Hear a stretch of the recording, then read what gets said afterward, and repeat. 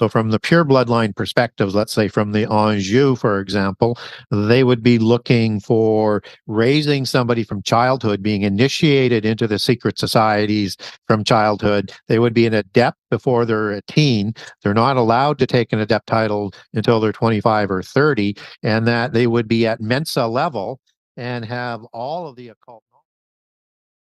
All right, welcome to Buy Their Fruits. This is episode 58. We got Gary Wayne coming on tonight, talk about the Committee of 300. I am with my co-host John. How you doing, John?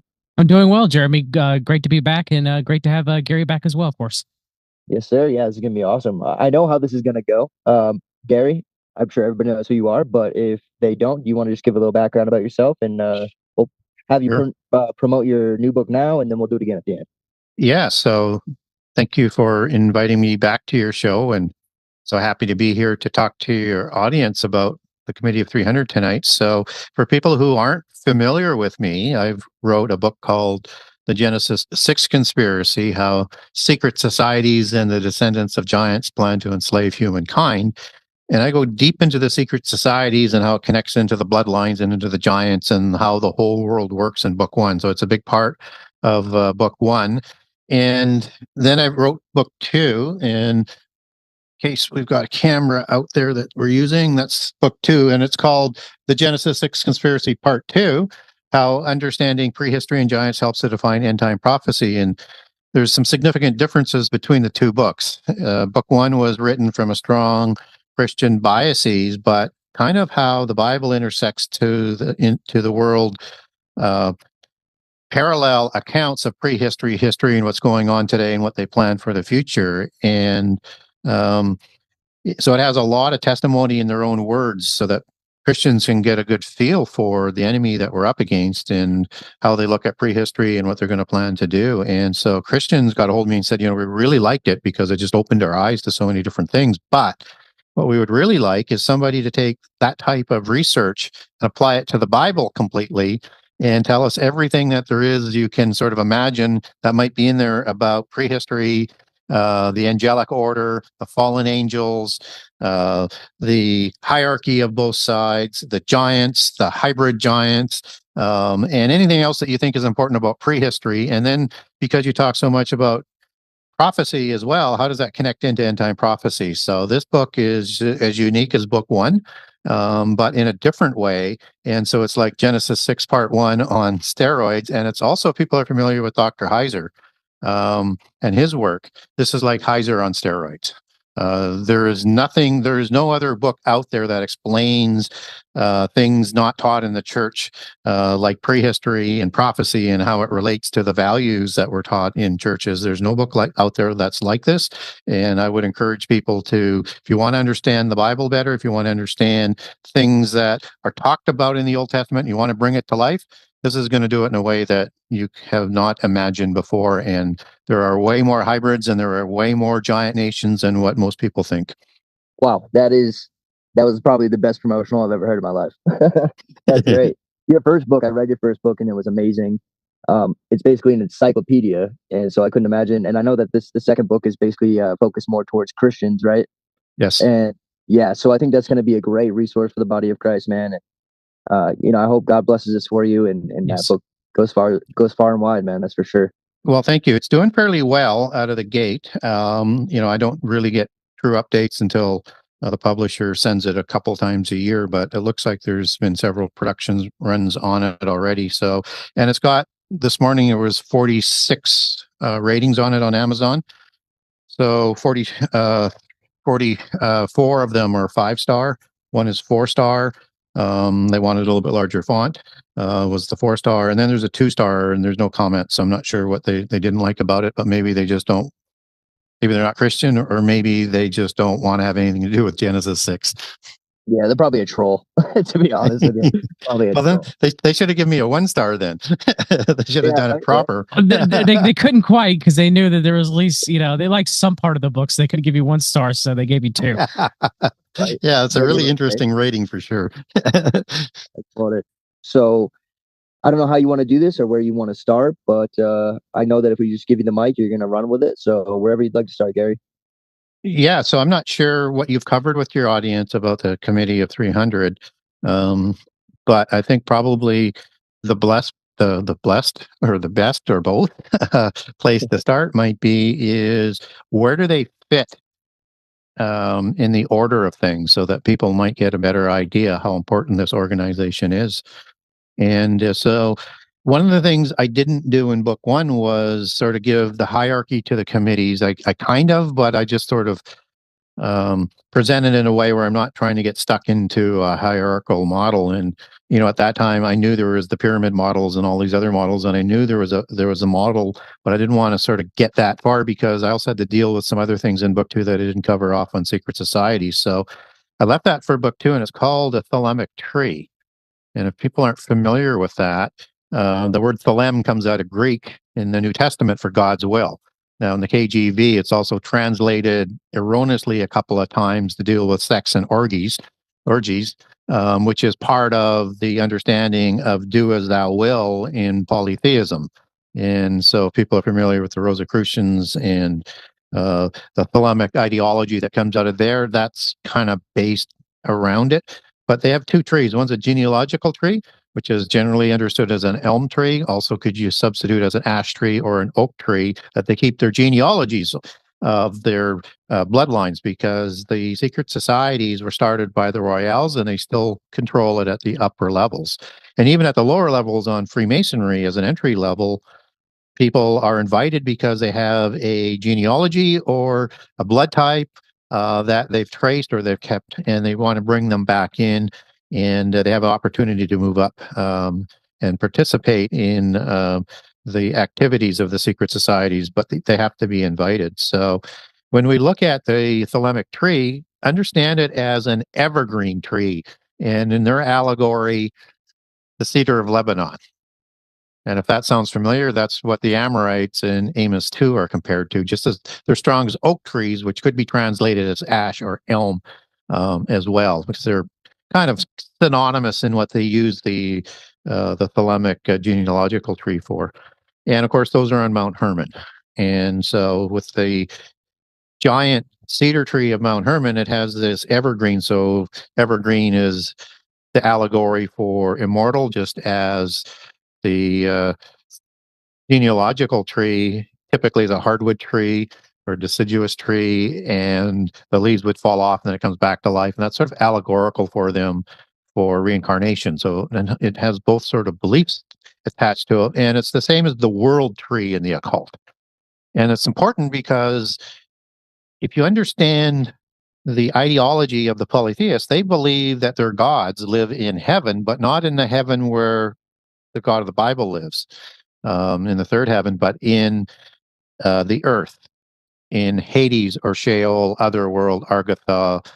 They have 1,000 different names for it around the world, and that's their heaven, and it's in another dimension. So these trees go into the earth and receive their genes, bloodlines for the genealogical tree, and then for the evergreen tree, they're the source of the power and the divine right to rule because they're the spurious offspring. So as you look at this tree, you have a large trunk, and then you have all of these branches. So you have what they call the thelemic trunk branches, and you have all of these branches intersecting with those trunk organizations, and that they have a hierarchy within that branch as you go down, and there's a central branch organization that would be at the head of all the organizations underneath, and then at that branch where it branches out from the trunk, that's the main organization that would attach itself to the trunk organization that it's responsible for. So you can look at the main order of this thelemic tree as Freemasonry at the bottom, Illuminati above that in the trunk, Rosicrucians above that, and that's the intersection of the purebloods with sort of lower, lesser bloodlines that have come up through Freemasonry and the Illuminati, and then into the Rosicrucians. But the top half is populated by the bloodline royals above that, and they supply 50% of that order at the senior level. So above that level is the Committee of 300 families, and I'll come back to that.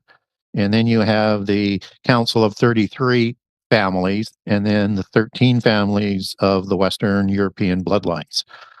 And that's the general hierarchy of the Western. And there would be a similar kind of hierarchy in other places around the world where you have other bloodlines, and they would be working in partnership at times, but also in that bloodline sort of rival that they have.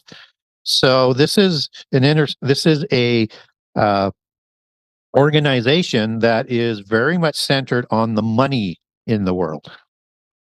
So you can imagine groups like the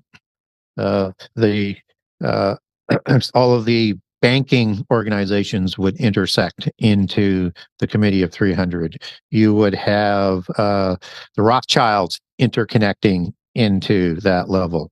You would have even the Vatican banking through the Montesa order that is in Jesuit control because of that transition at the time of Francis Borgia.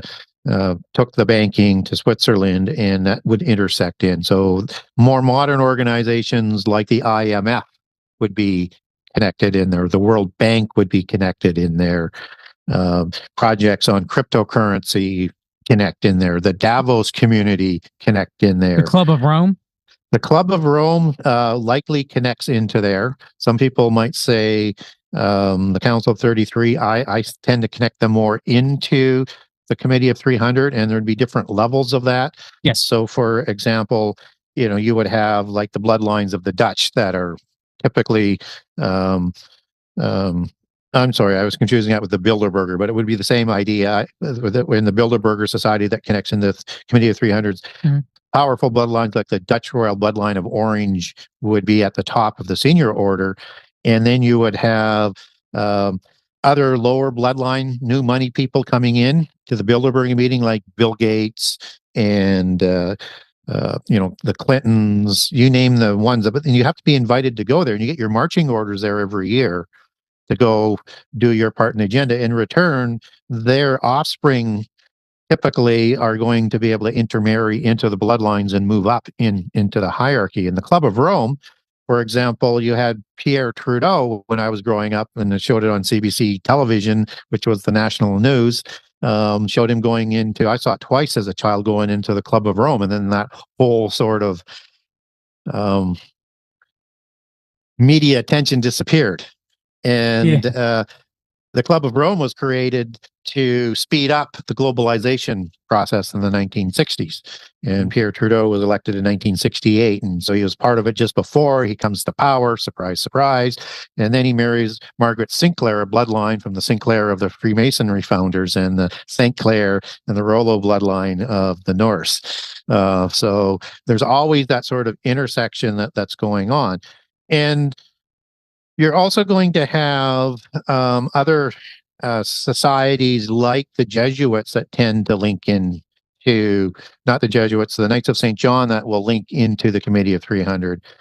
I think initially the Jesuits would have linked it into the Rosicrucians because they're sponsored by the Rosicrucians before they develop the lower societies. So that was at that time would still have been the Council of 33, and then they added the 300 families, and then they added the Rosicrucians and maintained that name. And because the Black nobility sponsored the Jesuits, both before and after, but two different levels, it gets to be interesting where they might sort of intersect. So the original, let's say, Giulia or Fabia gens of the Black nobility of Italy, who were supplying popes and the Borgias and others all throughout the history, that would have been part of the Council of 33. But when the Jesuits were taken down in the 1800s and then restarted in about 1870 to 80, they were sponsored at that time by the lower Black nobility versus the senior Black nobility. And that's a group that moved into Venice and Florence and places like that. So banking and merchants like the Medicis, who came over from Phoenicia and migrated over there and established. So there's two different genses, that sort of the Romulus and Remus genses that come down through history, through the senator families and Augustus and Caesar and others. And then there's this newer, but still an older gens from another set of bloodlines from the Middle East. So it's a very, very important group because it controls all the World Trade Organization answers into there. Anything to do with banking and economics is going to funnel into there, because money is everything. Money gives them the power. And they have, and because they control the banking, they have all of this off the books money kept in Switzerland. And even the Rothschilds have moved their banking there. And, the banking gets its start with the Knights Templar after their fall, and most of the wealth with the Templars going into Switzerland, where the Knights of St. John are, which is another sister organization, and why it would connect in at the Council of 300, let alone its particularly powerful status at the UN as a sitting member, and its connections to secret society, not secret societies, but spy agencies and that sort of stuff. So, and so when we look at the organizations that are intersecting into the Committee of 300, we need to look at it that it's controlling the money, and that its money is larger than we can imagine. And so people think that Bill Gates is the richest in the world for a while, and then Elon Musk, and then maybe Bezos, and it's going back and forth. That's a drop in the bucket. And the money that is held in literally a fortress country with the mountains, where they have all the major banking centered today. When I was doing research on book one on, what does that money look like, I would get numbers in about, I think the year was about 2000 or 2001 when I got that information. And it was consistently coming from a number of sources. Somewhere at that time between 300 and 500 trillion was off the books. So all the wealth that you might see by the royal bloodlines isn't the real money. The real money is hidden. And they can bring that money out anytime they want. So if they wanted to do a global reset, they could take away all the cash of even the people like Elon Musk, and it's a drop in the bucket. And then they would fund people like Elon Musk or Bill Gates or Bezos and all of these oligarchs after the Great Reset, and they would be even more rich and powerful very shortly after, because you'd have reduced competition all around the world. And the humans, the lower level, the middle class and lower, you will do nothing, right? So that's where all of those types of policies on the global scale comes from, is the Committee of 300 Families. So that's sort of an opening. So I'll let you guys in there because I covered a lot of material. Gary, to your point that you just mentioned earlier, would you say that the hidden wealth, if we're going from like the Great Reset to what I call the controlled Great Reset to the fake Great Awakening, if you have like the system, because there's many different ways that you could interpret like the people that take the mark of the beast, like what is Satan going to promise them, right? And the New Agers, especially within the modern realm, whether it's Bailey or Barbara Marx Hubbard, would write about kind of like this, Saint Germain trust, in that, when people take the mark, and you'll see that in the NESARA GESARA, the false pushing of that, where if you have like a binder full of your intentions, right? And then, you'll be given these, if you have your Zimbabwe dollars or your Iraqi dinar, somehow you'll have wealth above your like wealth above your dreams that you could think of, as long as you do what you've written in those binders, right?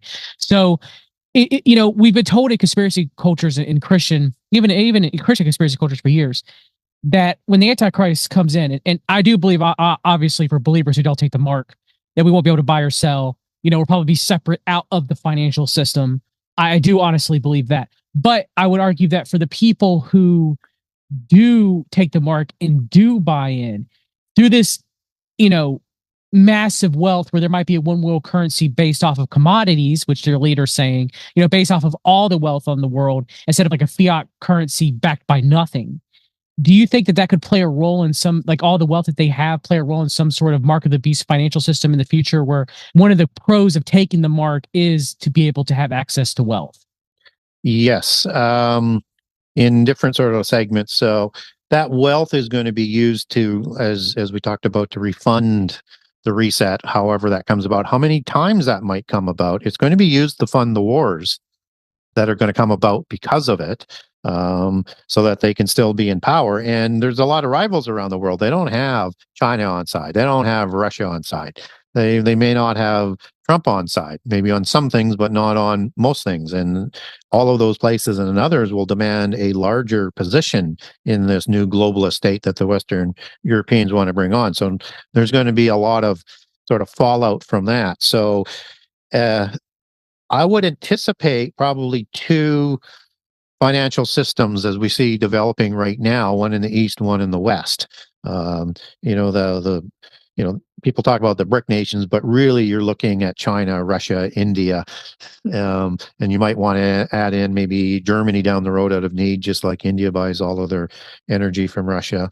And there'll be a third player, might be Persia, but that could be included with India. So there'd be another player that would go in there. They already have their own banking, their own credit cards, their own cryptocurrency.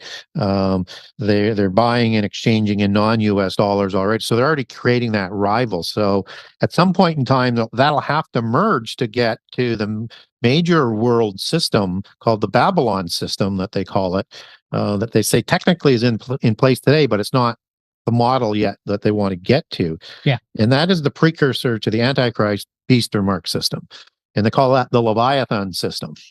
And so that's where they want to get to. So at that point in time, when Babylon is in power, it controls all of the world trade. So there's going to be a large religious component that's going to be part of that as well, just by inference, as the woman riding the beast and controlling the 10 kings.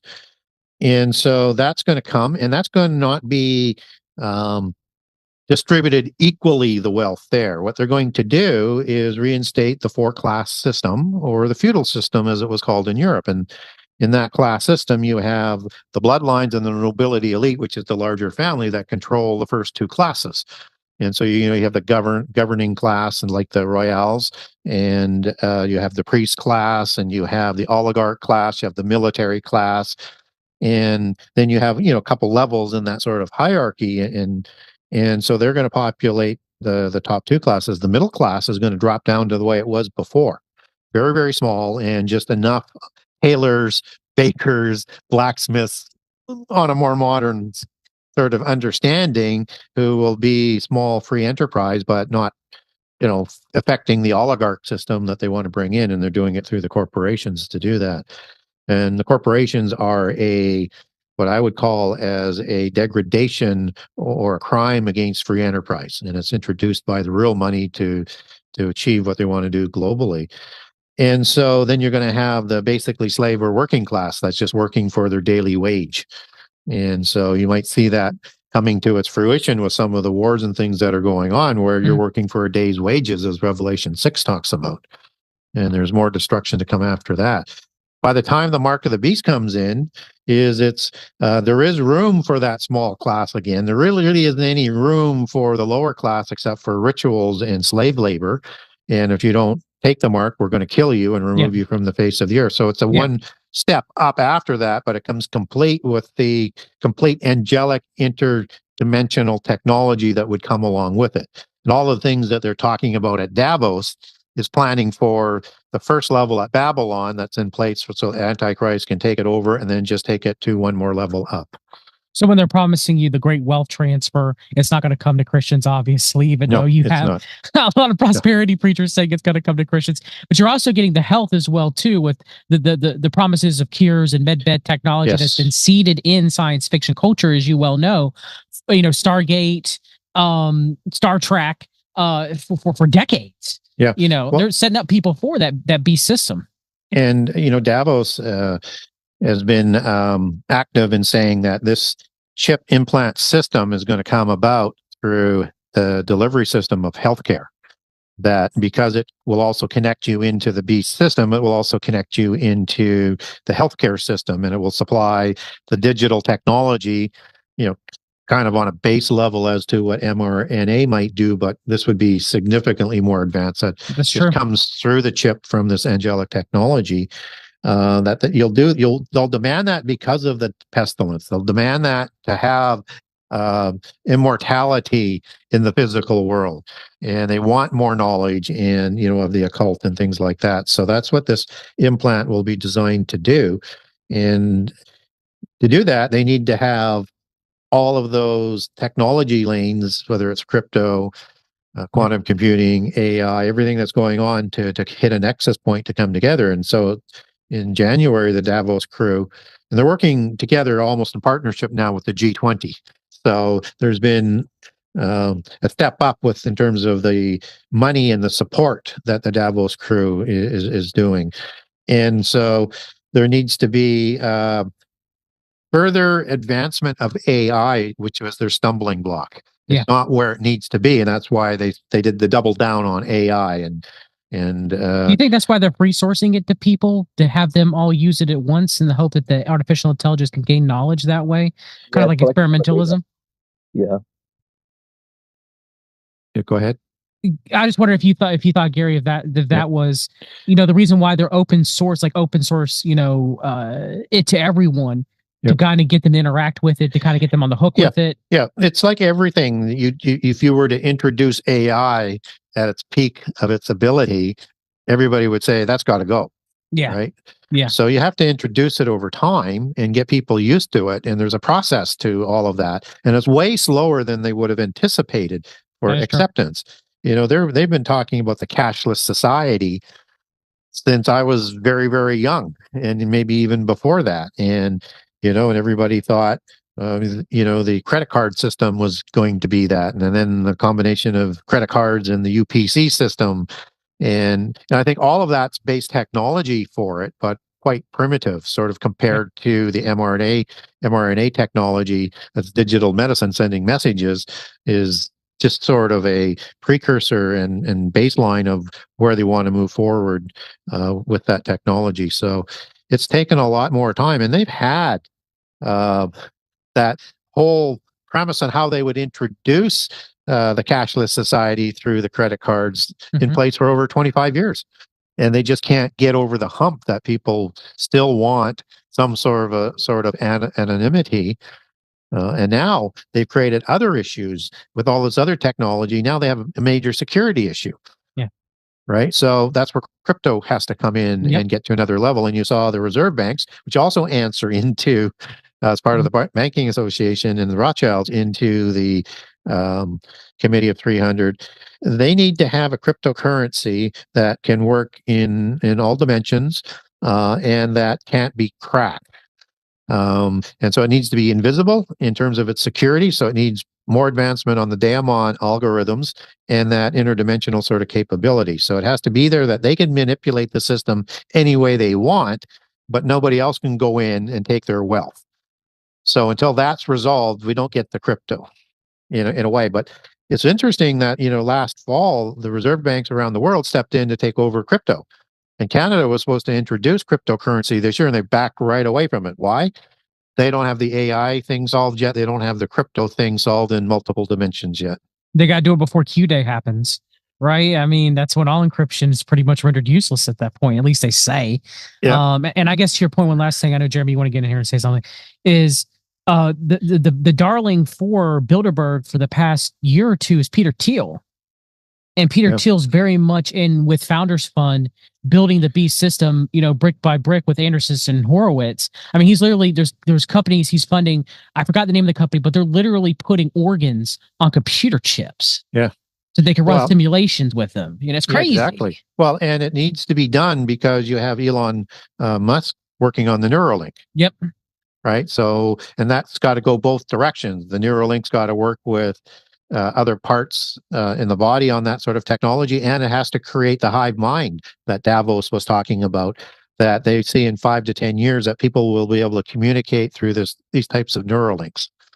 And they're going to recreate that whole hive ideology that they believe they had once when the bloodlines were pure from the giants, and that they could communicate through telepathy. So they're trying to create a technological hive mind that the giants once had. So we talked about AI for a little bit, and we talked about just for a brief moment about the Antichrist, and I just had it's kind of an obscure question, I guess, related to the topic. But in your opinion, do you see? I'll preface this way. So we see like the World Economic Forum and the Young Global Leaders Program, and how Trudeau and Bill Gates and many other famous people have come out of the Young Global Leader programs to literally be indoctrinated and basically groomed to be a leader of the world. Do you think, in your opinion, that um, the Antichrist will come out of a system like that? Like, will be basically groomed to be the world's leader eventually? And my second question, real quick, is do you think that the whole AI problem that they're having right now is because they haven't associated like quantum computing with the entire system yet? Like, I know they're working on quantum computing and they're trying to perfect that, but eventually they're gonna have to integrate it if they're gonna want, Yeah. if they're gonna have all this data from the Yeah. world, billions of people, they'll Yeah. need a And super to do that. yeah. And I'll take the second question first and come back to the first question. So you've had quantum computing working with AI in places like CERN for almost 2 decades. And they're still not there yet either. And again, the thought is it's the AI that's the weak link, and it's not where it needs to be to do what they want it to do.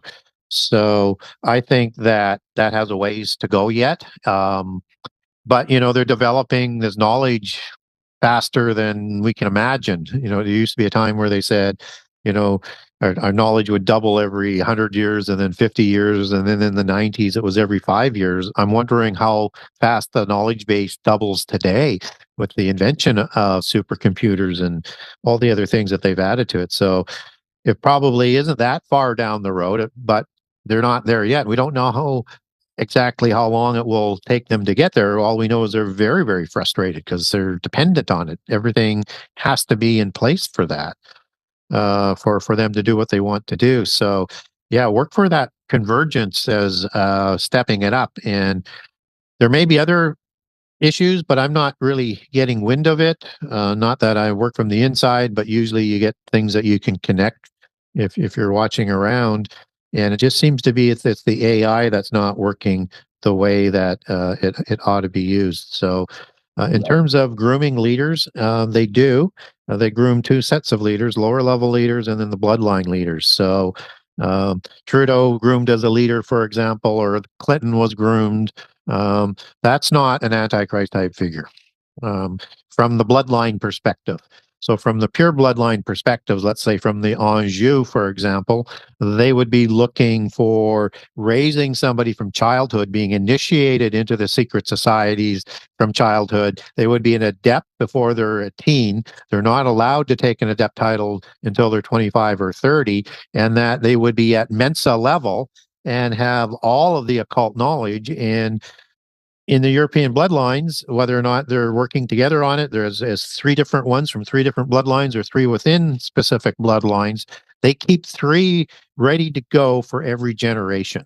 So as they see it, they would want to have an antichrist come from their royal bloodline. Now, there's rivals to that, and they would be preparing rivals as well, and not just in Europe, but around the world from some of the rivals. So could there be a strongman that comes along or a surprise? Perhaps. Probably not likely, but it could be possible. But you're going to have the support of these bloodlines and the 10 kings when they come to power. And they're going to hand power over to Antichrist because they are so jealous of Babylon, has grown rich through the Babylon system. It's Antichrist who introduces, as they would call it in the occult, or the great monarch, or the grand monarch, I guess is what they like to call him, that would introduce what they call the Leviathan system. So, yeah, we need to be aware that they're always ready, but there will be challenges. And so Jesus warned us, and it's supported in the epistles of John, that there will be multiple antichrists. And then there's going to be an antichrist that Antichrist has to take credit for defeating. So therefore, there has to be a counterfeit Armageddon, and so there has to be a true rival that's going to deceive the elect, if that were possible, so that he can deceive the world that he is the Messiah, and do that before the coming of Jesus. So that's the time frame that they're working on. So it's going to get really confusing with multiple antichrists and rival bloodlines. I know a lot of people are looking at King Charles III. Well, that would be another legitimate bloodline. Probably not Charles, but maybe William, because of age with Charles, and things still need to be a lot of things built. But they're way more than that. I mean, there's the King of Jerusalem title that's held by the Bourbon bloodline in Spain that was inherited through intermarriage over the last couple of hundred years, and his father had the title before him, but it comes through the Habsburg-Lorraine dynasty, and then back to through the Anjou bloodlines. And even with them having what they say is the legitimate King of Jerusalem title, there are two rivals within the Anjou bloodline that say they have the legitimate right to that King of Jerusalem title. So you have the Savoy out of the Naples Anjou, who are the kings of Italy, and then you have the von Habsburg, who claims that he has the right, he should be the rightful King of Jerusalem. But what's interesting is that there are two orders of the Golden Fleece. One is controlled by the King Philippe Bourbon of Spain, that Queen Elizabeth sat at the table at within that Royal Masonic organization. So one presumes Charles would be part of that as well. Now, that doesn't mean that the Windsor family wouldn't make their own claim, but they would be more of an alliance against the Lorraine Habsburg Order of the Golden Fleece, that they have a rival Royal Masonic order that they're part of. So at the top where you have these families, they have branch organizations and Royal Masonic orders left, right, and center as well. It's just part of the whole hierarchy. Yeah, that makes sense too. And but even if, like, as you were saying, there's some rivalry going on there. Even if, say, one of the bloodlines didn't produce the Antichrist that God ordains to be the Antichrist, I'm sure that one of the 10 kings will come out of one of the royal bloodlines, and we know that the Antichrist eventually takes out like 3 of the kings. Yes, and probably and likely replaces them by implication too in other passages. So puts vassal kings in place. Now, speaking about the leaders, and I know we're going to get back to the Community of 300, but according to the Bible, there's principalities and powers behind the nations, right? Yep. In your opinion, and I never really thought about this way until today, but do you think that some of the leaders that are running, for example, like if you get to the top of the Committee of 300 and stuff, or the top of the people running behind the scenes of certain nations, do you think that they're inhabited by these principalities, or do you think they're just in communion with them in the sense of like communication? Yeah, it's a very good question. So, and I understand there's the, fallen angels, and then there's also the demons, right? That they would be communicating with. I think they communicate mostly with the demons, but as we get closer to the end time, I think there's going to be other angels that they would, fallen angels that they would communicate with, and you could have an Avatara effect. That could be going on with these 10 kings, and particularly it will be with Antichrist, as Satan is going to give his power to Antichrist, as he does the false prophet to deceive people. So, do I think at the royal bloodline level that they're communicating often? Absolutely, and they could be bringing in demon spirits that they could control with their rituals, as they would say, or key words that would add some power to them or wisdom. Typically, a Avatara effect would be more symbiotic in that it would just add powers to them. And so you get that understanding out of the Eastern religions, particularly, where it's clear where Vishnu, for example, avatared many times into an Avatara. Buddha was one of them. That's why you look at one of the allegorical titles for Antichrist coming would be the new Buddha or Lord Maitreya. It's with that avatar relationship. And that there is a connection, though, to the Council of Gods, and that each of the bloodlines have a connection back to a specific visible patriarch, as in a Nephilim or a Raphaim, and maybe some Scion bloodlines, as most of the dynasties have, to enhance their nobleness, but also back to a specific celestial mafia godfather. And if you look at the fallen angels, but I like the name Celestial Mafia Godfather, tongue in cheek. And so they would receive power through them and receive the divine right to rule through the Council of the Gods, which rules over the 70 nations, as described in Deuteronomy 32, understanding that that number comes from Exodus 1:5, and there's 70 patriarchs in the nations, listed in the Table of Nations in Genesis 10 and 1 Chronicles, and that by inference, Adam had 70 sons as well, even though they're not all listed, that would have been patriarchs for those nations. And it's important to understand that, because as you look at the understanding of the hierarchy of the gods, and the council of the gods, there's rank and order. They have a host just as there's a loyal host of heaven, and the word host is Saba in Hebrew, means an army of angels. So you have a hierarchy there, and when the parent gods were removed and sent to the pit prison, and then the offspring gods were sent to the pit prison after the flood, other ones moved up in order. And so you have a rank and an order that's connected underneath Satan, under the 7 major gods. And then however many are in that council. And some people think there's, as many as 70 gods in the Council of Nations. But you could also look at it from bloodlines that are represented into that council as well. So there may be a couple different levels to it. So, and why I go there is that name, the Committee of 300 Families.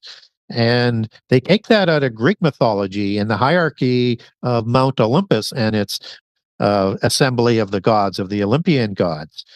And that word hierarchy means sacred ruling or sacred assembly of rulers, is where you get that for hierarchy coming out. And I cover that sort of etymology off in book 2 for people to have a better understanding of the council of the gods. And so that Committee of 300 in some of their allegories has several different sort of meanings, but the most important meaning is that it symbolizes the 300 angels that are at the top 300 level of gods around the earth. So there's a hierarchy of 300. And those would be understood as the celestial mafia godfathers. Now, I understand we're only told about 200 that first created giants. I don't know how they necessarily arrive at 300, but they take that understanding for the name of the committee out of Greek history and mythology. And it has some interesting sacred numbers to it in terms of the 3 and the 2 zeros. I won't bother people with all of that. But these are the 300 angels that are going to rule the new Eden as part of that council of the gods, as they would like it. And that's why in the New Age occult, they're always talking about taking it back to the state of Eden, but a new Eden versus an old Eden that would be the whole earth. And in Greek, 300 was the number of guards that would surround a king. So as you look at that sort of as in the invisible ones versus the visible ones, you would have 300 protecting and surrounding Satan. That's at the top of the council of gods, right? And so Pythagoras and his mystery schools would take 300 disciples at one time. You had the battle of the 300, whether it's all accurate or not in terms of the numbers and how the battle took place, was between Greek and Persia, right? That is a very important number to the Greeks. And so I think it's probably representative of how that hierarchy works through the Council of the Gods. You can also use, in the book of Enoch, to get to a certain level into the number of nations, you have the chief of tens. So the chief of tens are basically essentially the 7 Satans, or the 7 major gods underneath Satan, and you multiply that by 10 and you get to 70. So they'd be ruling over the 70 nations, but you also have branch countries. So, I mean, you look at what England did, how many countries that they spawned. So that needs to be represented in terms of how that hierarchy works, and why you have the hierarchy that is established between the angels. They'll work within those individual nations and branch nations with the same kind of hierarchy that applies to the angelic order, because everything that is applied in their heaven is applied on earth. Yeah, speaking about the Greeks, for just real quick, I wonder if that number 300 that they came up with, because you said that number was important to the Greeks. We know that there's 12 major gods, 12 of the 12 archons, yeah, archons, but there's a countless demigods as well. You know what I mean? So I wonder if altogether, if it would equal 300, just out of curiosity. But well, the demigods are just giants, so there would have been way more giants. But one might presume that there were 300 bloodlines started through the spurious, major giants that were the firstborn, right? It would all work back in their inheritance rights as well, and so the firstborn would carry the bloodline. but it gets really complicated when you're trying to take that back. And how does that measure up today? Except that they keep their genealogy, so they know where they all fit within those Right. genealogies. And you have many different types of genses that are out there, like the LB gens, that I cover off in book 1 and in book 2. You have the Julia gens and the Fabia gens of the black nobility, one for the warriors and one for the governors that go back to Romulus and Remus. You have the Creta gens, that is the Zeus bloodline.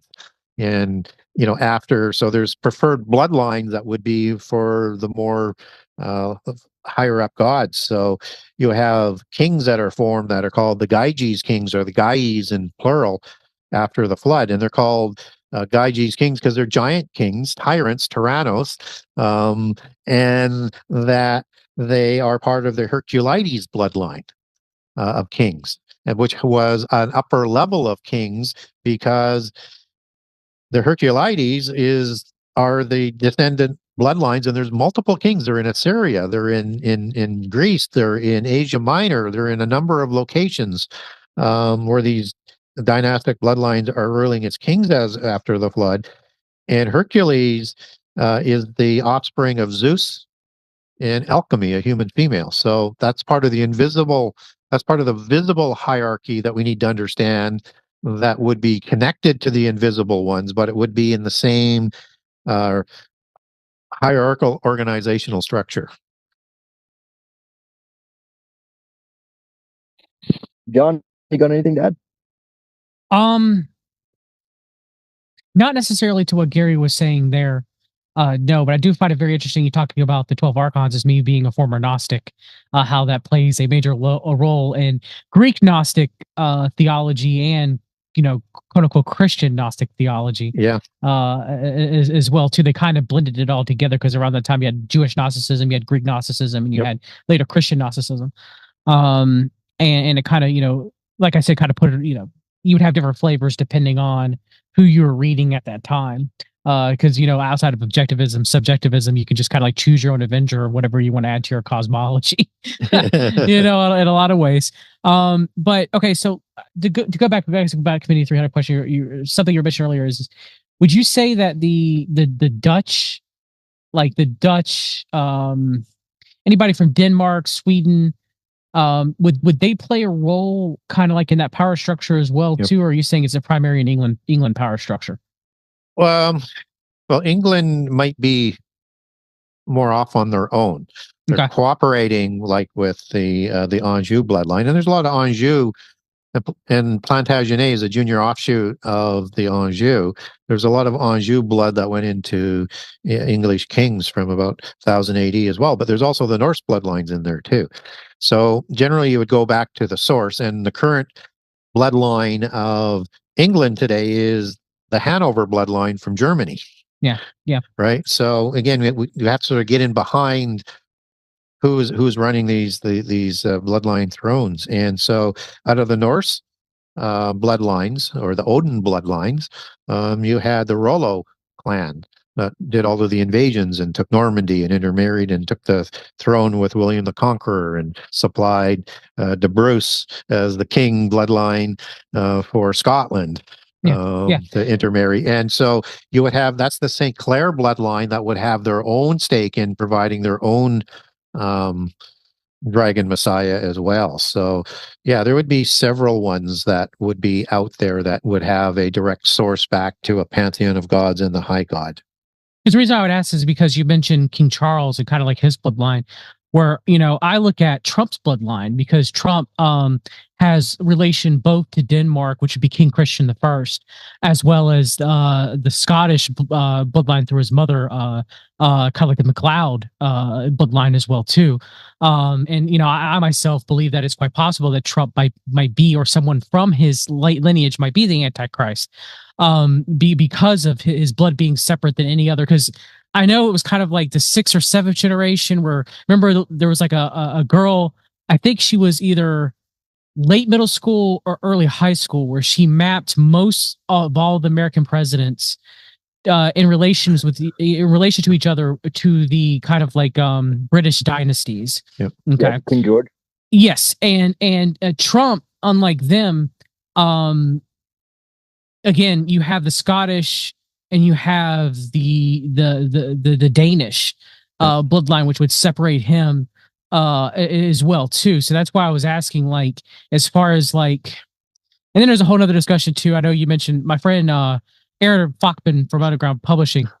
We've done a lot of research and trying to figure out, well, who's the lost tribe of Dan? Who are the Danites, right? And they're kind of like some mysticism of whether or not the myth of and I'd like to get your opinion on this. The myth of Hercules could have actually been, Samson from the years that he wandered off, right? And then he eventually came back. There's kind of like a play of maybe the myth of Hercules was based off of Samson possibly wandering or not, which I know is a whole other discussion. But Hercules tends to be predating Samson by almost 1,000 years in terms of the historical records. So you have, but again, you have like the Danish originally be calling Dan's land, Denmark, and stuff like that and everything. So I know it's kind of like a series of like rambling there, but I just wanted to get your opinion. I think I get it. So there's always the possibility you'll have a strong man with very low bloodlines rise to power that surprises all of these royal bloodlines. That's a possibility. I wouldn't necessarily put odds on that as being likely, but you could imagine somebody like Putin who would have low-level bloodlines through being according to his own mythos, being born of the Putyanin bloodline in Kiev through his grandfather, which Putin name comes out of nowhere in about the 1850s. The Putyanin was the original bloodline of the Tsars in Kiev, and they were Scythian Tuatha Dé Danann. Now, when you're looking at names associated with Dan, I know there's a lot of research by a number of Christian groups that say that that's a possibility that was a migration of Dan, but more likely it's the Tuatha Dé Danann. That those tribes, because they predate that, and those names predate. So I would be not looking for that sort of a relationship with Dan. Somehow Dan, they come out of Bashan, and that they are part of the religious sort of nature. I'd like to do more research on Dan when I get some time to try and get a little bit closer to the passages that references Dan, and understanding they're not part of the 144,000. So that would suggest they're part of the religious context of the opposing side somehow, some way. So I think we have to be aware that the Stuarts have a legitimate claim as well and still have descendancies. And they had at one time the most ennoble bloodline and were asserting themselves as the people that would do that. And so, King James Stuart saw himself as an Antichrist figure that wanted to create, with his unicorn dynasty, this great world empire, and that his bloodlines would be the ones that would rule it. That was where he was sort of coming from on that. And yet that, bloodline was replaced in the English throne by the Hanovers. But that Stuart claim is still out there. And he's the one who really made famous the divine right to rule. So I think we want to be careful on trying to name presidents, every president that comes along as an Antichrist. I know people did Obama. Yeah, that is true. They did Bush, and they did them Clinton. They did them all, believe me. And not to get too caught up in the bloodlines that we might think would be the likely ones. They're wannabes for sure, and they may be presenting figures that are going to be some of the Antichrist wannabes. But until that happens, it's kind of like playing on the roulette table. There's so many of them. And then there's bloodlines like the Xi bloodline, who would love to put himself into power to control the world. And some people would say, okay, that might be one of the strongmen. I would put him on more the royal bloodline side, because he comes from the Western bloodline of the Shah, XIA dynasty of the Shah dragon empires that came down and was overthrown by the virus by the Western Europeans called communism, and took down that rival bloodline, just like they took down the Romanov junior offshoot of the Putyanin bloodline to take Russia down and that bloodline down, because they thought it was more pure. And so Xi is part of that old dragon empire dynasty. And they certainly have dynastic and empire ambitions, so they may be looking to upset. But I think when we look at Daniel 8, we're kind of looking within the old Greek Empire that included Rome as one part of the 4 that the Antichrist bloodlines might come out of. And within the Muslim view, they have bloodlines that they would like to present. And they have the Mahdi, and they have a different one for the Shia than the Sunni. So they'll have rival ones. And then you have this Lord Maitreya or Persian bloodlines that are in play. It's going to get very, very confusing. So I don't try and worry as to who it's going to come from. Yeah. Because there's just too many things. And the thing I do try and encourage people to do is not be automatically pointing fingers. And when it comes back to Trump, as what you were posing there he's kind of like Putin and Xi, is that he's not saying he's against the New World Order. He wants a larger role for the U.S. than what the Europeans would like to do. Europeans only want the U.S. as their attack dog. Yeah. They don't want the U.S. to have real power. And as these 10 groups of nations are forming, the U.S. is likely going to be, heading one of those groups. Now, they may fold in under England somehow, some way. Now that England's broken away from Europe, there may be more of a Commonwealth that actually does form. But I think the U.S. will still have the largest political might there.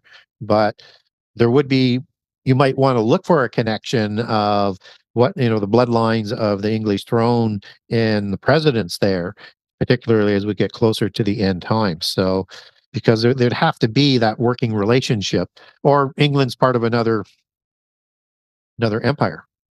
Yeah, I definitely could see that. And we don't know as far as America's prominence or lack thereof in the end times as well too, of whether how strong we will be. Some people think that we may wane as well too as an empire. We might fall apart, maybe be absorbed into the British Empire, some sort of like reestablishing some sort of monarchy, maybe with Canada, maybe some sort of return to the Commonwealth if there's some sort of destabilization during World War III. Yeah, if wars start to get stronger, and we'll just sort of speculate and do some scenarios, wars start to get stronger. I mean, the U.S. as they are today are, unless they go bankrupt with all the spending, which is what kind of part of the plan is, to reduce the power of the U.S. But what's more likely is there's probably a split in the U.S. Into 1, 2, maybe several countries, but 2 for sure. And Canada would have a choice to make, and probably might go with those kinds of splits as well.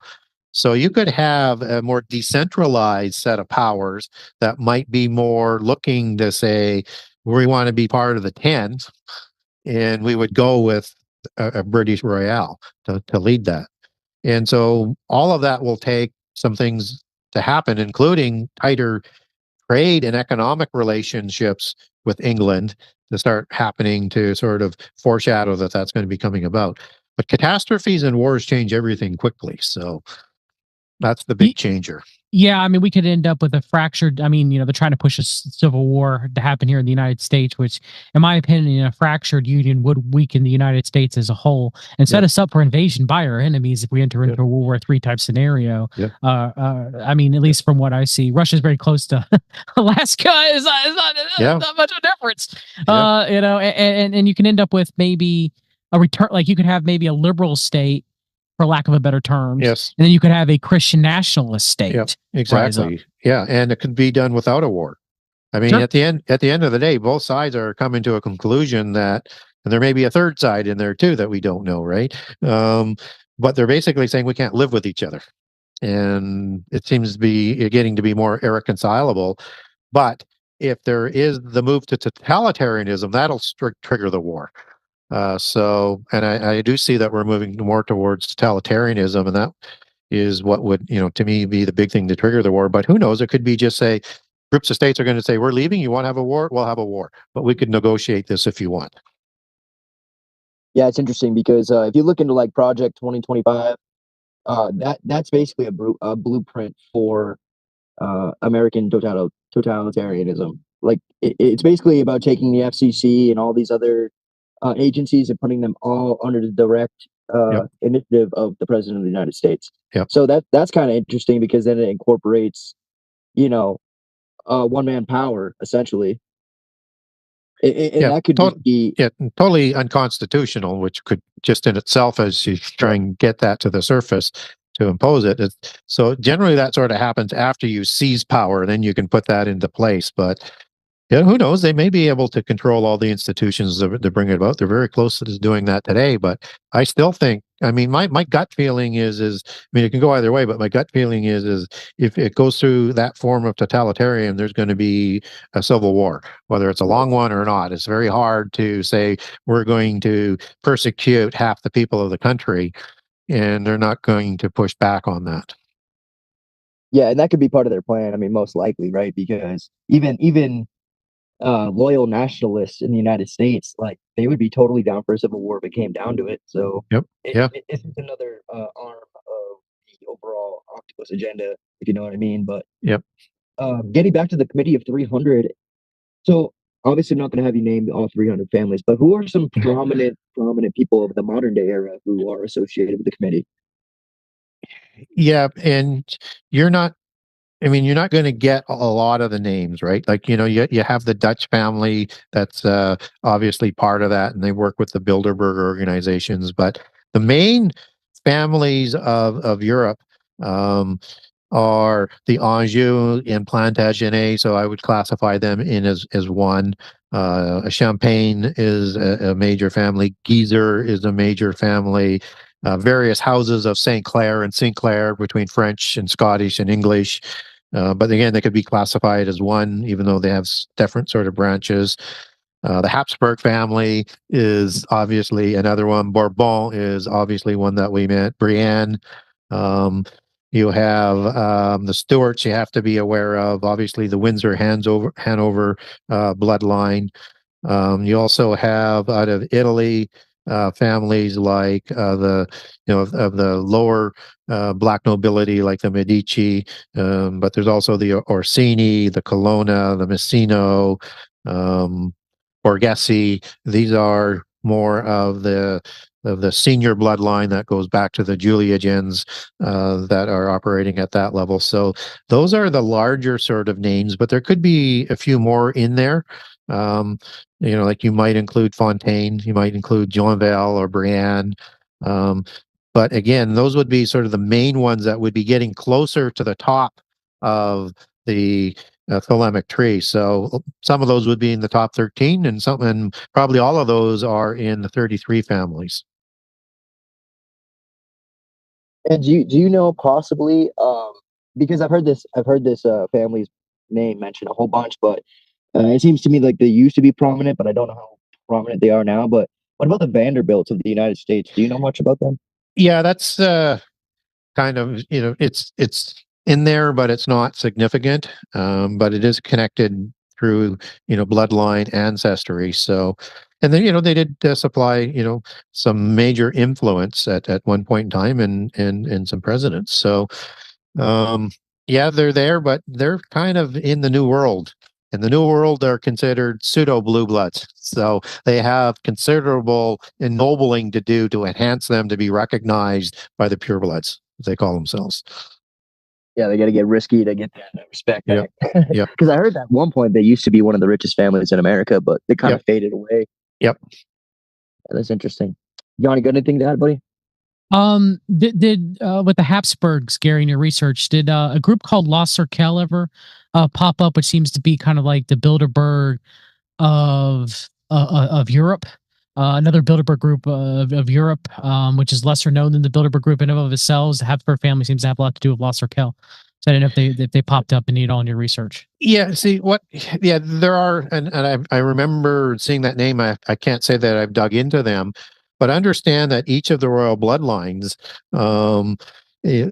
they would have their own family royal Masonic order, and then there'd be branches of that. So, but to make it simple, you got to get back to kind of the major bloodlines. So lots of those types of of organizations, like the Montesa order is another royal order. They inherited all of the Templar wealth in Spain that the Bourbon and Borgia, Francis Borgia he managed it as a Grand Master of the Montesa order, but it was set up by the Bourbon family to control that organization. And that's part of that hierarchy again. And it's the Montesa order that funded through Borgia the Jesuit order and brought them to power. And through that avenue, got control of the banking. So there's all sorts of those types of royal orders that are out there from each family. Like the order of the Garter in England, and there's the one that everybody's sort of aware of that ex-prime ministers sort of get named to, and they're not really part of the royal order. That's the royal blood order. It would be equivalent at that top level to the Order of the Golden Fleece or the Order of the Seraphim of the Norse bloodline.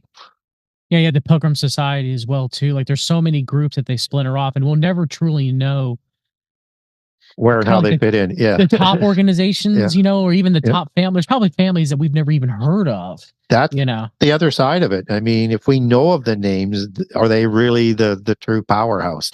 But some of the more ancient names, like the Anjou in the West, I mean, that you might be getting a lot closer to the source.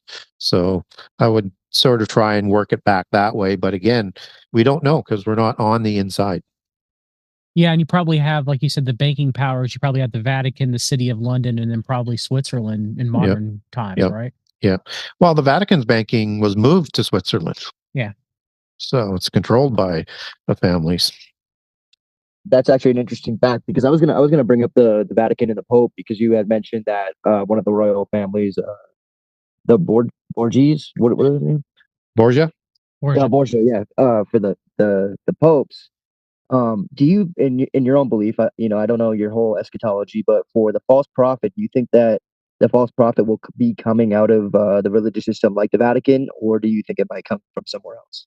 Are they fighting for that position as well? Or? Yeah, they're definitely fighting for that position, and there will be many false prophets. But when we talk about the false prophet, it's going to make the way for Antichrist.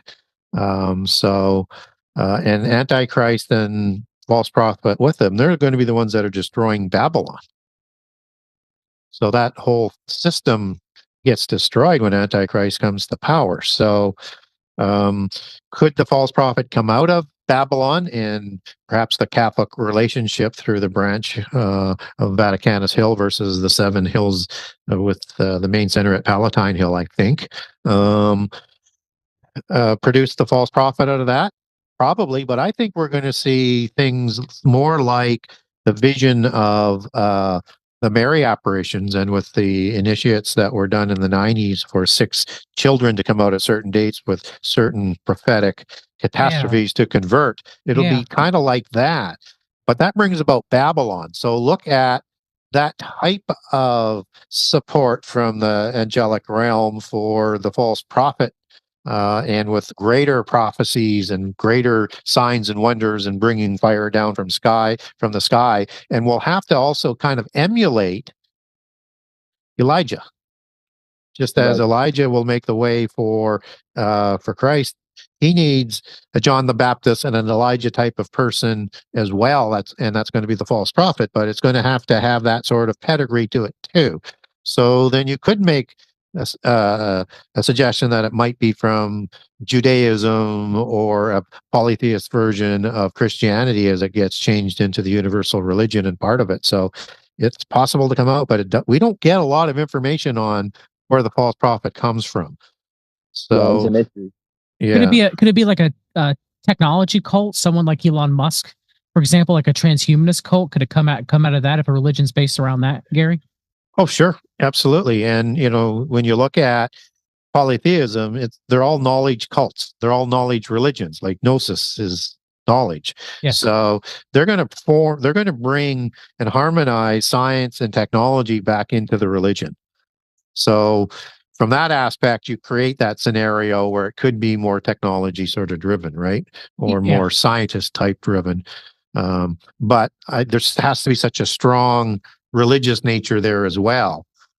For whatever religion Antichrist is going to introduce, it has to have some sort of connection in there from that aspect. So if like the origins of modern science, if we're going back to the Royal Society and the mysticism within there, kind of like they used to embrace it, right? And then they kind of separated it, and then they're bringing it back together again. Do you have any idea of why that may be, per se, of why they kind of tried to do their best to completely distance themselves away from it, but now they're kind of be like, well, it was always like this, and this is how it always was, you know? Well, it's kind of all of that. So, and in book 1, I talk about how Enoch, son of Cain, receives the knowledge from Cain in the Gnostic and Masonic history that Adam received in Eden, and he takes those sciences and splits them into the 7 sacred sciences that we know as the 7 liberal arts today, and that is going to merge with the technology and angelic knowledge from the fallen angels or the gods, as it's understood in other societies, and that the mystical religion comes from that development of that knowledge. And to keep that knowledge that is so powerful, they want to keep it away from the mundane, translation, the Sethites, and create their own sort of bloodline sort of control for it that's going to merge with the Nephilim takeover of the kingships when they're created. So this is the beginning. And so they want to bring science back to its home religion, because the mystery schools, is basically where all of our education systems are kind of centered in, and it has all of the polytheism, that is surrounding everything that's taught in there. And that when you had the rise of the Roman Church, they had to make that split away from polytheism because of the pushback from the Roman Church. And so look at Galileo, for example, right? So they had to do something that was different. And so what they did was they created the Royal Society in 1662, and it took a few hundred years to get to the point where they could do this, where they could do science but not have it equated with polytheism, and not have the wrath of the Roman Church on them. So and what that's designed to do, all of the sciences right from the beginning, was to do 4 basic things. 1 is to lead people away from God. 2 is to just discredit God and slander God. 3rd, and 4 is to honor their pantheon of gods. So they did that in plain sight, but said it was separate from the religions and sort of made it that way. And so but it also freed them to introduce things like doctrines like evolution. Yep. Because they don't care. They don't believe in it. They know. Which Erasmus Darwin was a Freemason, Darwin's uncle, I mean, there you go. Yeah, and was an avid fan of Eastern mysticism. So it's all used to accomplish their goals. So they created Theosophy that was designed to be the religion of the end time. Yeah, agreed. Sort of seen in Francis Bacon's New Atlantis, and he's the inspirational founder for the Royal Society, and his painting still hangs on that in the lobby there today. And that it was designed to be the harmonization back to its roots of science and religion in the end time. And then New Age morphs out of Theosophy, and its connection to Ariosophy just before that in World War II, and coincidentally with this alien thing at Roslin in about 1947. But more, let's get away from the Nazis and let's rename it, rebrand it. And so at some point in time, they're going to throw away all of that nonsense stuff, and they're going to be coming full center through these false prophets that are going to have people convert to this mystical religion or be destroyed from the face of the earth. And I think we see a precursor to that, as in like an early pang, is that the scientists, which will be coming home, have all of these prophecies of doom, whether or not it's nuclear war or it's global warming or it's disease or whatever. And I think that's what we're starting to see, is that type of apocalyptic nature, but it's going to have to take on that original religious sort of nature as well. And also understand that secret societies take their history back to being developed through the mystery schools before the flood, and that they have their patriarchs as their major patriarchs as Tubal-Cain, Nama, Jubal, and Jubal, sons of Lamech, who is another. This is of the Cain line versus the Sethian line, and that they're major patriarchs, but Enoch and Cain are their 2 major patriarchs. But Enoch sort of kind of higher because of the knowledge aspect of it, but Cain is more looked like as the original sort of priest or fisher king. Yeah, one last thing I'll let you hop it back in, Jeremy, is I in 1 Timothy 6, 2021, I always like the King James translation of this specifically. Even though the word is knowledge, Paul tells Timothy to guard himself against science so falsely called, right? Yes. Which is a more modern translation of knowledge, but what we're dealing with now, it's very fitting. Yes. It's the wisdom of the world, right? Yes, very much so. And then you have kind of like, something we discussed last time is something I know you're extremely knowledgeable in, is you kind of like quantum mechanics kind of being, the new form of scientism of how they're kind of, filling in the gaps of things they don't know and just kind of chalking it up to that. Same with the similar with the Big Bang Theory and kind of how you have the Jesuit Pierre D I can never pronounce his name, Pierre D Teilhard Chardin, who was Barbara Marx Hubbard's mentor, kind of pushing this magical mythos of cosmology. And then you have like this blending of science and mythology that most people are, like you mentioned, evolution. They're just as soon as they're born, they're now taught through the school system directly, and they're almost inundated in it, and they're almost initiated into it. And so, Alice Bailey talked about the world servers, how they were going to infiltrate the churches and how they're going to, infiltrate government and media, like the Seven Mountains, which originally was a Theosophy Bailey doctrine. And then they were going to, initiate the masses to bring forth the externalization of the hierarchy, right? And you're seeing that where now they're like, well, you remember when we told you that science was separate from quote unquote religion and all these mysteries and stuff like that? Oh yeah, we lied about that. Actually, they're together. And science fiction was a way to make people be hook, line, and sinker. I mean, my favorite movie of all time is Back to the Future. You don't get more Gnostic technology, technology more than that. Yeah, exactly. And that that you can change the times if you want. Yes, just as Antichrist will try and do. Very much so. Yep. Yeah. Well, John, you kind of answered part of, or you kind of touched on part of the question that I had. But concerning theosophy, I mean, me and John and Laura Schlocke kind of dig into this a lot. But theosophy has infiltrated the Christian church hardcore through the NAR and Christian nationalist movement, right? So it's kind of crazy to see how, if theosophy is going to be the end times world religion, how they're sucking Christians into doing that. Because I mean, the NAR is basically Christian mysticism, and there's a ton of theosophical, like John mentioned, the Seven Mountain Mandate. And that Seven Mountain Mandate reminds me of either seven spheres or the seven sacred sciences that they're trying to infiltrate. And in the name of Christ, too, which, in my opinion, the way that I see that is, they've said some really crazy things. Like they would kill other Christians for not being on board for this dominionist ideology that they have. And so what I see is that they're going to become a nuisance, and people are going to think that that's Christian. And so the world's going to come against Christians because of the act of these people doing these things in the name of God. You know what I mean? And but at the same time, they're casting their theosophical doctrines on everybody as well, and people are searching for that spiritual, mystical type of lifestyle, I guess, and truth. And so I see that the elite are using the NAR movement, the Christian nationalist movement, which kind of go hand in hand, really, as a way to promulgate this end times doctrine, end times religion.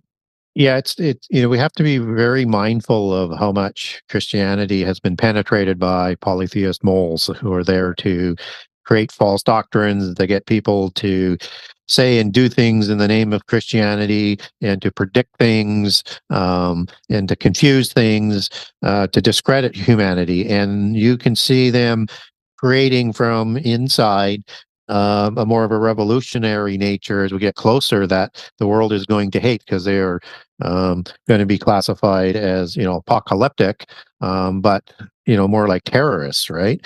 So there's part of that's going on, but they're not. I don't think they're just going to rely on that. I think if you want to go right to the heart of Christianity, and you want to be able to fold Christianity but not completely destroy it, you have to do something that you can fold it into the mystery religion and deceive so many people within Christianity. So look for them to do two things. They're going to have to discredit Paul, And we see a lot of that out of the Dead Sea Scrolls, and look for more of that type of revelation Amen, and Gary. Yep. information. Big thing Hebrew right now. roots. Yep. Yeah. And secondly, they're going to have to de-deify Jesus. Because as Paul said, Jesus and his resurrection is the single pillar that our faith is built on. Yes. And so they have to say that Jesus was not resurrected, and that he, there's several different ways that they'll be able to do it, but they say they have evidence to be able to do that. So the likelihood is they're going to say Jesus didn't die on the cross and he survived. Which is the core tenet of Islam. Yeah, which is a core tenet of Islam. And that if the world wants to come together, they have to make sure there isn't one Messiah that's already come. That's Yep. just so essential to them.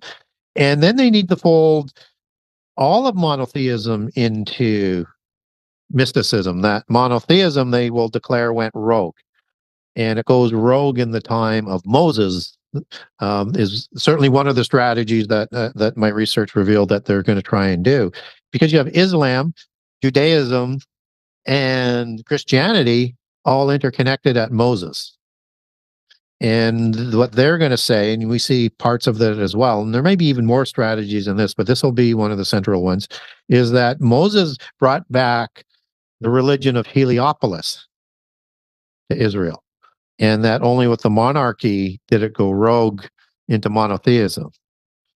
And so if they can make that sort of connection and present evidence, false probably, implanted a long time ago because it's a transgenerational plan, then they can sort of hit a lot of people of all three groups and bring them into this Babylon religion. Yeah. And then if they discredited Paul at the same time, as he's the heretic, as the Essenes would call him, and that he was the one that raised Jesus to deity status.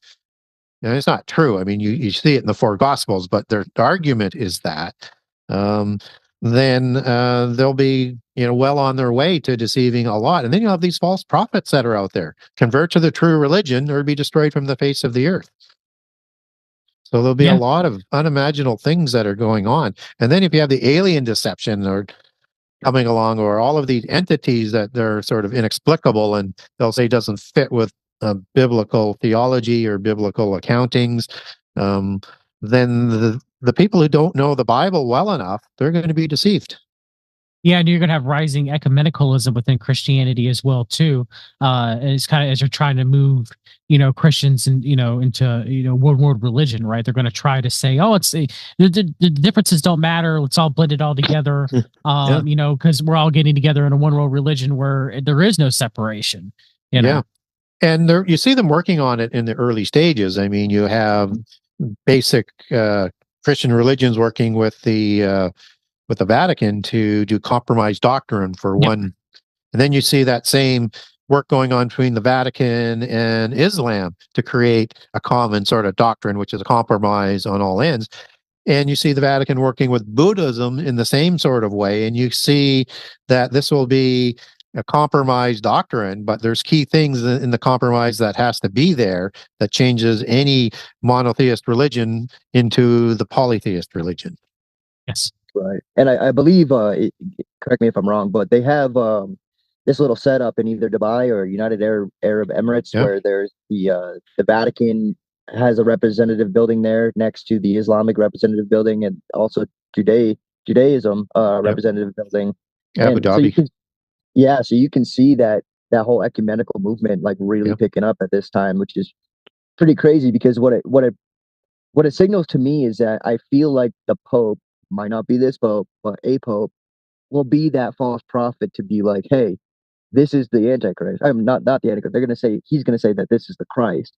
And it's going to, if you've already conjoined these other religions, monotheistic religions, like close enough and got them to a certain point, they're all going to accept whoever the Pope is saying is the Christ. And I say that because, I mean, when it comes down to it, the Pope is literally the most like powerful religious figure right now on earth.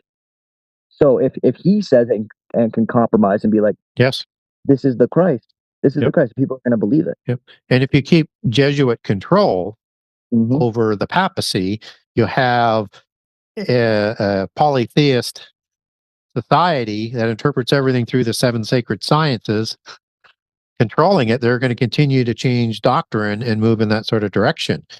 And that, but I still think that they're not the one that's going to be the dominant power in the end. I think they're going to be a significant part of it. And that I would agree. yeah, and I think that if we look at the seven hills that Babylon is going to sit on, Vaticanus Hill was outside the seven hills. It was a branch of Palatine Hill with the Sibylline prophecies, and Palatine Hill was understood in the Roman times as the seat of idolatry and the seat of Satan.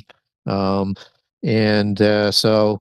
I would look for them to be a significant player, but a branch of that.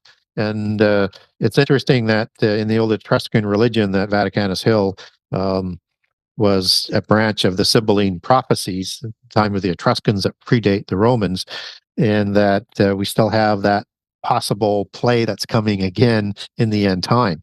Now, you can make an argument that there's seven hills in Constantinople. I don't disagree with that. But what we do know is that the Roman Empire is closely associated with the religion and the old Roman Empire as coming out of those ashes. So I think there's a relationship there that we need to understand.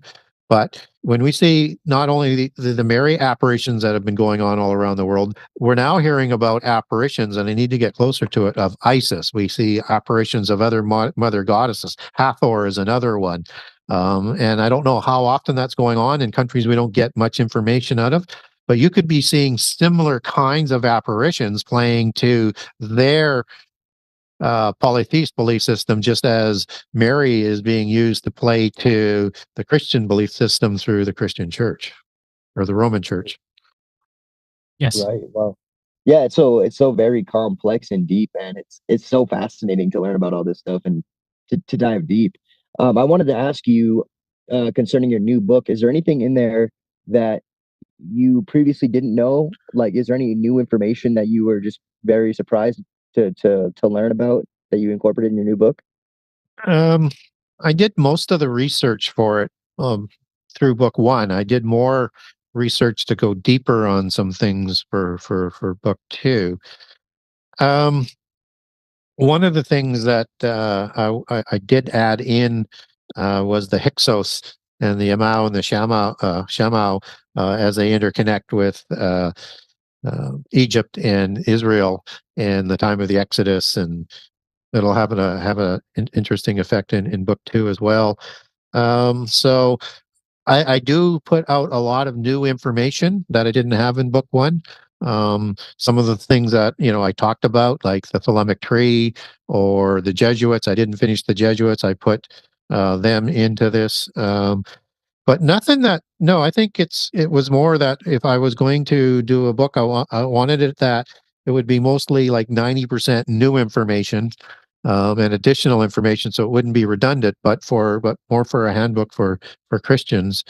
And that what it really did do is, could I put down a kind of chronology in end time prophecy that I like to talk about regularly, and actually physically write a larger one. You can't do it all, but I lay down a chronology using how I approach eschatology, um, and it lays down the information that I think people need to start understanding how things are going to be shaping up. I'm not a prophet. I'm just putting the prophecy together.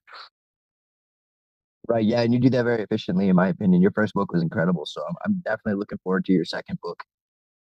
Is there anything about the Committee of 300 that you would add to cap off some important information about them? Like, I guess their role in well, you already kind of mentioned that. Is there anything that you can think of about the Committee of 300 that people should definitely know about? Um, no, it's just that where they fit and how influential they are in so many of the economic organizations, that they all report back to them, and they're that center that is dealing with that to help bringing about world government. So the G20 organization, they're sponsored sort of leaders. They're going to report back in there as well. Um, if you look at most of the imagery that comes out of the Committee of 300, it's Greek, and they are sort of like 300 invisible ones, as they would call themselves. But that's more reflective of the 300 angels. And so they also have kind of a sort of a religious sort of aspect that the cult of Dionysius or Dionysius, depending on how you want to reflect on that, is very, very important, as well as the Sibylline religion and prophecies and that oracle nature. And then they also mix in the cult of Isis as well. So those are three things that I kind of noticed about that they will be introducing those types of, I think they'll be introducing some of those religious type of views more in the economic side as they try and harmonize everything into this ancient universal religion that I like to call Enochian mysticism. So from Enoch, son of Cain. So yeah, it's really hard to peel back the onion on that organization. So you really have to have a lot of different sources to get a good feel for who they are and why there's so many of them. But it's the money, and that's the organization that's about the money of the world and how they hoard the wealth and how they don't really want to share it. So I know that you mentioned the Sibylline prophecies a couple times so far. For anybody who doesn't know, can you give a brief explanation of what the Sibylline prophecies are? Yeah, she's it's a proto-Greek religion and it's proto-Rome religion. It's the religion of the Indo-Aryans and giants, or giants. You could call them either or. And it's the sort of basis for Zoroastrianism as well, as they started to take that early post-Diluvian religion out. And she's like a queen of heaven. And there's many queens of heavens in many of the cultures. That's one of them. But it's the prophet side of the Sibyllines that is very, very important. And they moved the statue of the Sibylline that was worshipped in Greece back to Rome in the time of Hannibal. And they had the book of the writings for their country, but to get the full protection, they felt they needed to bring things back to Rome. This is in the time of the Roman Empire, obviously.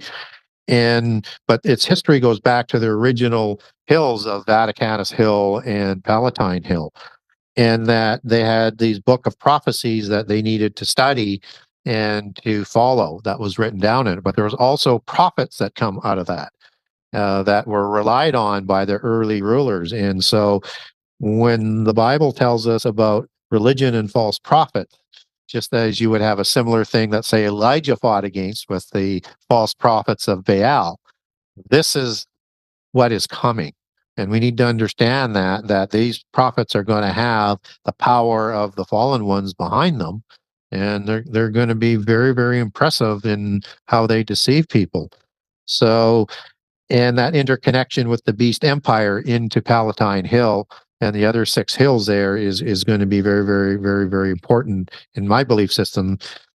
But it's going to take catastrophes and contrived catastrophes to bring about the change that they're going to need to do to bring that about. But we know Babylon is mentioned as a city 9 times in the book of Revelation. So it's more than just a universal religion. It is a location as a city as well. And it is a beast system and it's a geopolitical network. So it has all of those other components that will be working together with Babylon as it pulls together. So the Sibylline prophecies I spent a little bit of time on just to sort of make those kind of connections for people to be kind of aware of in book 2. So I do talk about that. But only from how we want to understand Babylon, so we can understand what Babylon means to the polytheists.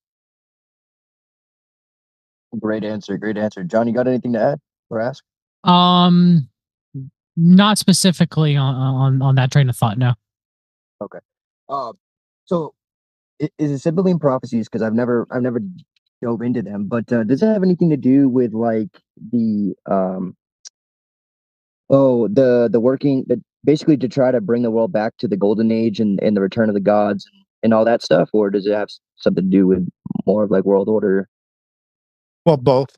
Both? Yeah. Okay. But it's about bringing about that new world order and what comes afterwards. And in the Sibylline prophecies, whether or not they're counterfeit or not, some of the ones that I've read, they actually have an accounting of the destruction of Babylon. Oh It's- wow. yeah, Like a future destruction of the Babylon? yeah. Wow. That's interesting. And it's very, very similar to the Revelation account. Yeah, and Wow. you had the So early church fathers writing about them as well too, and you also have Yep. like kind of like pseudo accounts as well too. Yeah, and so when I decided whether or not I wanted to put it into book 2 or not, I had to do some more research on it and get more historical sort of veracity to why it's important to understand this, and whether it's that is the main proponent or something like that.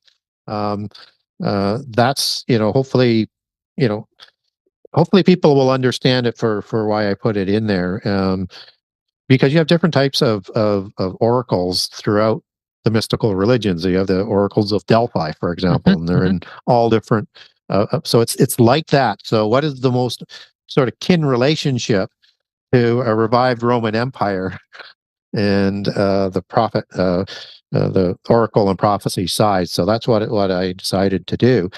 And when we look at religions like the Baalim, um, that's just a sister religion or the same religion that was in Greece or Rome or other locations. So yeah, it's interesting. It's good for context, and to understand a little bit more of the apocalyptic nature of the polytheists.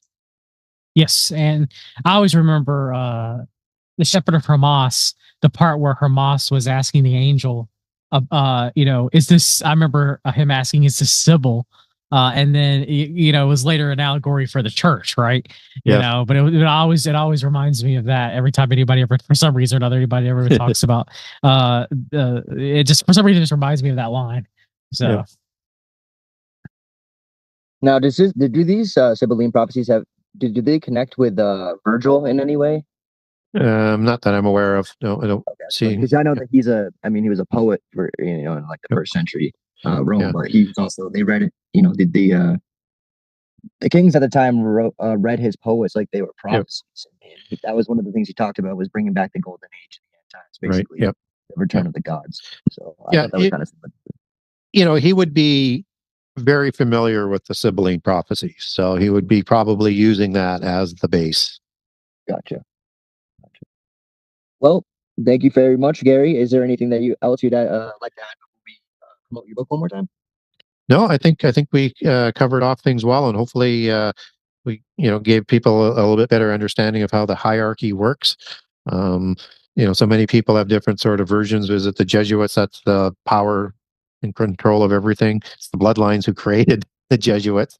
So you have to understand where organizations sort of fit in, and the pyramid model, you run out of space in that pyramid to put everything in. So you need something larger to look at the larger organizational structures. So, and who knows, it might be disinformation, but that's what my research, and I verified it many times with different sources and you wouldn't get a whole lot more information, but you might get a hint, maybe look more in this direction to help your understanding on it, because they're not really wanting to give this kind of information out.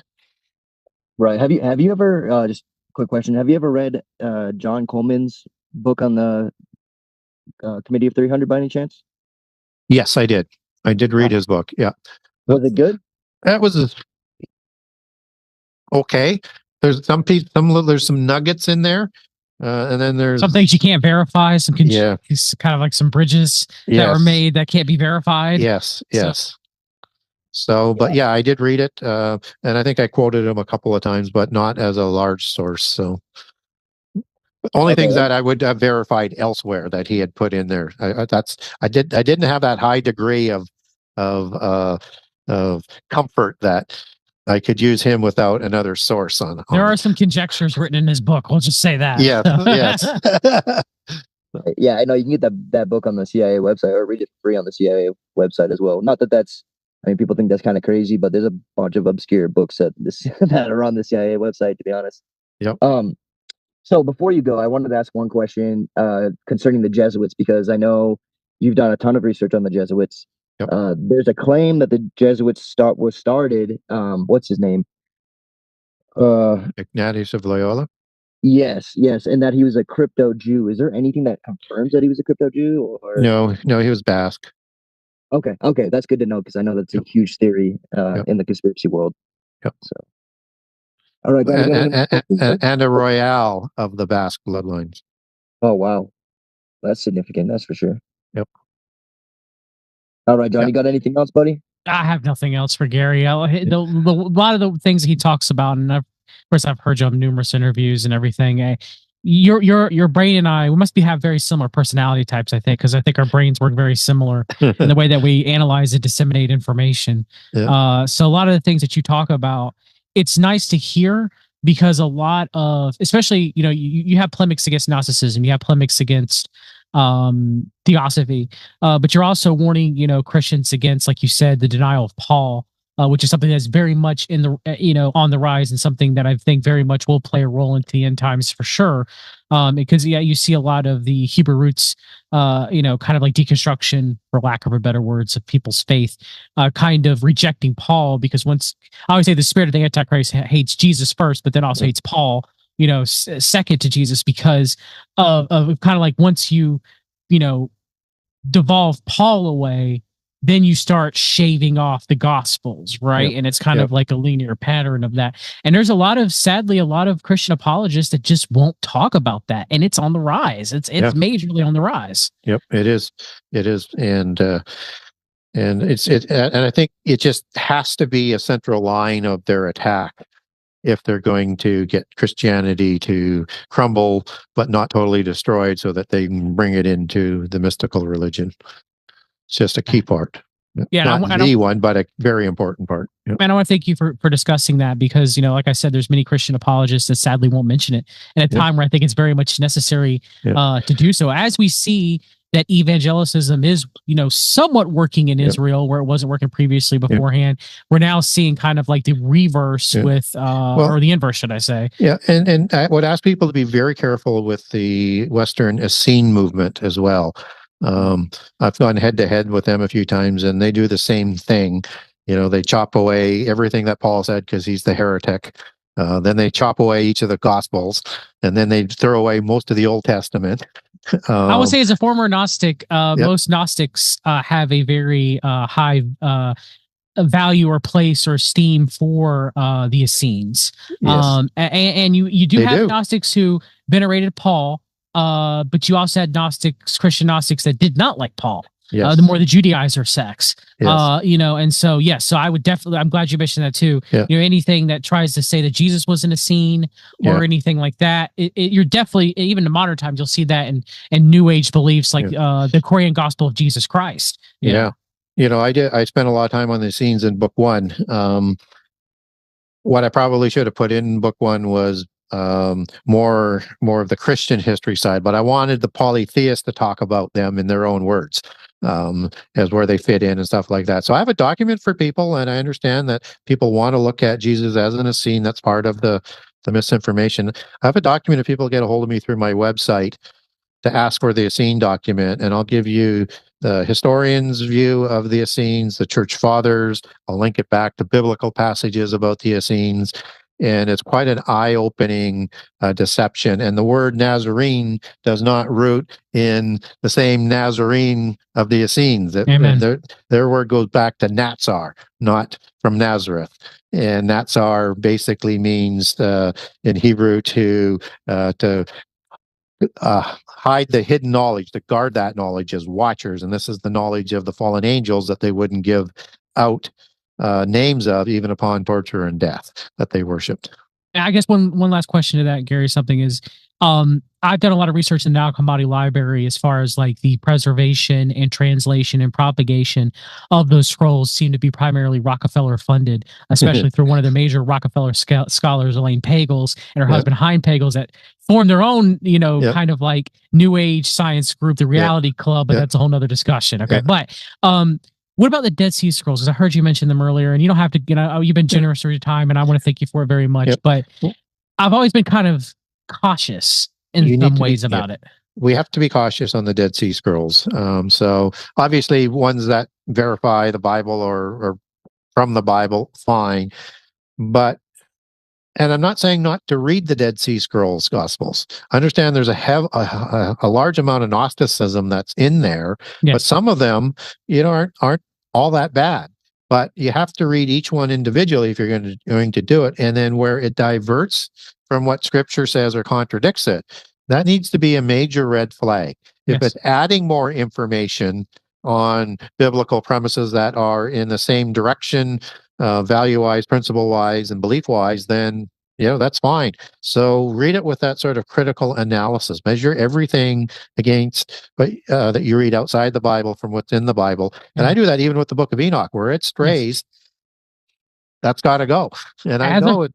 And I was gonna say, as a former Gnostic, you're right, because I'm glad you say that, because there are parts of the Book of Enoch where I'm like, kind of equating to wisdom as a separate being, not so much as allegorizing it as a female, like happens in Proverbs, as well as also saying Phanuel, the angel over salvation, right, is a very interesting turn too. So I'm glad you're actually saying that, because there are a few, there's some Christian apologists, especially in modern days, who would not warn against such things. It's admirable. Yeah, and I like it. 95 to 99% of it I like. And I know was an original Hebrew manuscript, because we get words that only go back to Hebrew for understanding. So, but we don't have that complete Hebrew manuscript, only pieces of it. And so we have to be careful with it.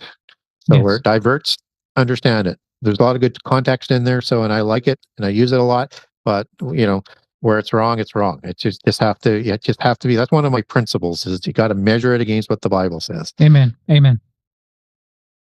What would you say, Gary, about I think it's the Book of Jasher? So I heard somebody talking about how in the Book of Jasher was basically the ones that we have now, the copies that we have now. The manuscripts for that was found in, like, I don't know, sometime after like 5 AD. Yeah, it's we don't have an ancient again Hebrew manuscript, or we don't have an old dating that would be acceptable. There's a lot of mysticism that's in the Book of Jasher, and the passage that's quoted in the Bible about what's in the Book of Jasher isn't in the modern Book of Jasher. So in Book 1, I didn't use Book Jasher for a reference. I only used Jewish legends from Ginsburg, because what we have there is mostly legends, Jewish mystical legends that are in there. And there's things that are out of sorts with the history and the names and stuff. And there's a lot of issues with, I have a document on the Book of Jasher with some of the issues to be aware of, just as I'd have one on the Book of Enoch as well. All right. Well, thank you, man. We appreciate your time and coming on here with us again for the third time. And I'm sure we're going to have you back probably 150 more times, or as long as we're alive. Yep. So we thank you, man. And if you want, real quickly, you can plug your website, your books, anything that you need. Yeah, so the best way to get a hold of me or to buy my book is through the website. There's a contact the author icon there, and my email address is genesis6conspiracy@gmail.com. So that's how it will come through and how I will respond to you based off of that email. So if you're interested in a document that I have, just name it by topic, and you can ask about other topics as well. If I got one, I'll send that as well. But I will answer your question. It might take me 2 months to get back to you. I'm trying to get that back down to 3 to 4 weeks. The book launch has put me a little bit behind, so I'm working away on that now. And you can also get a generous excerpt of all 98 chapters of Book 1 and all 84 chapters of Book 2. You can buy multiple books and get a discount if you do. I don't have it set up yet to be bundled between the two, but if you wanted one of each, for example, just order 2 of one, send me an email, tell me you want one of each, I'll ship you one of each. They're both the same price, or whatever the mix on the quantities that you want. That's how you can get, and it's all on savings on shipping is that I pass right on. And so if you wanted to purchase a signed copy, go to the buy now for Book 1 or Book 2, and if you're in Canada, there's a Canadian page. If you're in the US, there's a US page. Anywhere else in the world, there's an international page. And that's where you order from. And I'll send you a signed copy. And if you wanted to link over to Amazon.com, Amazon.ca, or BarnesandNoble.com, I have those links. That takes you right to the books for each. And the Kindle version link as well for each is on there. And the end of June, there should be a link up for audio for book 1, and it'll be available on Amazon through ACX as well. And then by September, book 2 will be up there. Awesome. Yeah, that's great news. To be honest with you, I love audiobooks. That's awesome. Yeah, it's a tough project, so I still got my I fingers can crossed. I got 21 chapters to review on what was done so far for book 1. So, but they look like they're up for the project. So, Any last words, John? Just God bless everyone who's listening, and God bless Gary. I'm glad to have you back on, brother. And everybody out there, stay in the Word and stay close in prayer with the Lord. terrific. Thank you. Amen. All right. God bless you guys. We love you. And